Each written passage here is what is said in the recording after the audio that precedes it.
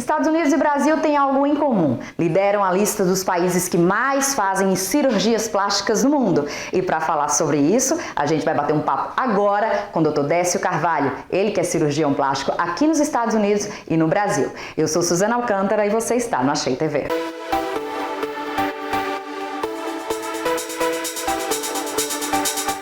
Dr. Décio, quais são os benefícios da cirurgia plástica? Os benefícios da cirurgia plástica são muitos, na verdade, né? Tanto da reparadora como a estética. As duas, na verdade, quando bem indicadas, elas podem aumentar muito a autoestima do paciente. Então, qual é a hora certa de fazer uma cirurgia plástica? Bom, isso também pode variar, né? Por exemplo, se a gente levar em consideração pacientes que tiveram um bebê, que acabaram de ter um bebê. Geralmente, eu converso com os pacientes que estão na fase de não puerpério, não logo após o parto, mas com bebês pequenos, que elas amamentem os 6 meses, que é o ideal, para que elas cuidem dos bebês. Principalmente se esse for o último bebê que elas querem ter, elas devem pensar em cirurgia estética depois de terem filhos. E qual a diferença entre abdominoplastia e a lipoaspiração? Eu sei que tem muita gente que tem dúvida, as duas são mais pedidas entre as mulheres, né, Dr. Décio? E eu queria que a gente falasse sobre isso, qual a diferença entre a abdominoplastia e a lipoaspiração? As duas cirurgias tratam coisas completamente diferentes. As duas melhoram o abdômen, pode melhorar o aspecto do abdômen, certo?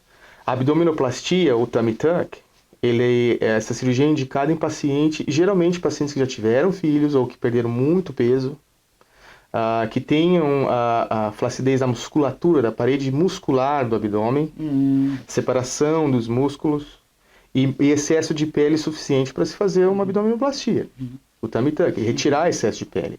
Né, que na abdominoplastia clássica, geralmente a pele abaixo do umbigo é toda retirada. A lipoaspiração é para tirar excesso de gordura localizada.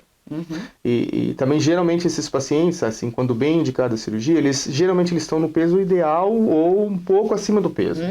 Porque a gordura, o tanto de gordura que sai, não ultrapassa 10% do peso do paciente, né?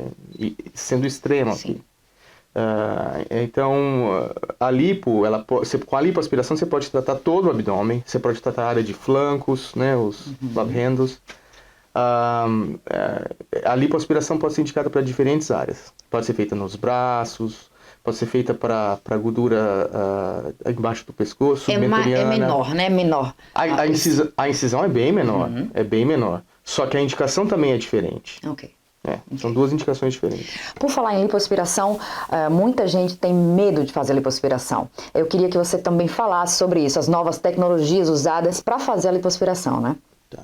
Bom, eu faço a lipo convencional, né? A lipoaspiração com solução de Klein, a gente injeta uma solução com anestésico e adrenalina para evitar sangramento. As incisões são pequenas, mas eu acho que o grande medo da lipoaspiração é a embolia gordurosa, né? Que pode acontecer, que é um risco que os pacientes que fazem a cirurgia correm. Mas quando o paciente é saudável, quando um pré-operatório é bem feito, quando o paciente segue as orientações pós-operatórias, então esses riscos são minimizados. Até algumas pessoas perguntam em relação a pacientes mais idosos, a lipoaspiração, é um procedimento seguro, quando bem indicado, quando o paciente a triagem foi bem feita, quando o exame físico, quando a história do paciente foi bem feita. Mais de 80% das suas pacientes, eu acredito, sejam mulheres, certo? Não, é mais do que isso, é bem mais. Mais de 90%. E esse pequeno índice, digamos que 10% sejam homens, a que se deve também? A procura está aumentando? Os homens também estão ficando mais vaidosos? Então, homens, geralmente as cirurgias que eles procuram fazer, geralmente são os homens acima dos 40, 50, que geralmente querem fazer cirurgia da pálpebra, dos olhos. Segunda é mais feita a lipoaspiração. Eu recebo muitos pacientes que querem fazer lipoaspiração no tórax por causa de ginecomastia, né, aumento do volume das mamas em homem, e botox. Eu recebo bastante paciente, assim, mas é um número, comparado com o número de mulheres, é um número pequeno. Por falar em números, Dr. Décio, os Estados Unidos lideram o ranking, né, mundial em cirurgias plásticas E o Brasil está em segundo, então os dois países em comum aí são as pessoas que mais fazem cirurgias plásticas, né, em todo o mundo. A diferença, eu queria que a gente desmistificasse para as pessoas que muitas delas vão até o Brasil fazer uma cirurgia plástica, morando aqui, né? Eu queria que a gente falasse um pouquinho sobre isso, para esclarecer, né, também que as pessoas não precisam ir até o Brasil para fazer uma cirurgia plástica, sendo que aqui tudo, você tem todo esse aparato, enfim, excelentes médicos, qualidade médica, etc. Bom, na verdade, o valor final, eu acho que das cirurgias vão ficar muito semelhantes se você começar a avaliar os gastos envolvidos, na verdade, para se viajar para o Brasil. Agora, uma coisa que tem que ser levada em consideração é o acompanhamento dessas pacientes, né? Porque nem sempre o paciente se mantém, por exemplo, lá o tempo suficiente para ter um acompanhamento adequado. Falando sobre benefícios da cirurgia plástica, a pergunta que eu tenho que fazer, o pós, né? Como é que ficam aí as suas pacientes e os homens também, né, que são operados por você, como é que eles se sentem, como é que eles voltam aqui ao consultório após a cirurgia plástica?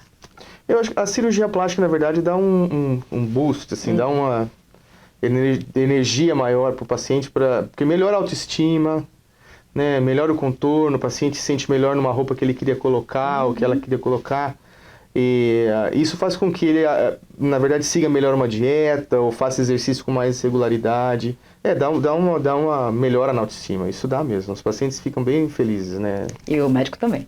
É claro, acho que nenhum médico opera um paciente esperando que o paciente não goste do trabalho que ele faz, né? Porque tem um lado artístico também atrás disso, né? Se você gostou aí dessas dicas, né, dessa entrevista com o Dr. Décio, não perde, ele vai ser o nosso convidado na Rádio Achei para estar dando dicas aí durante a nossa programação. Fique esperto no radioachei.com.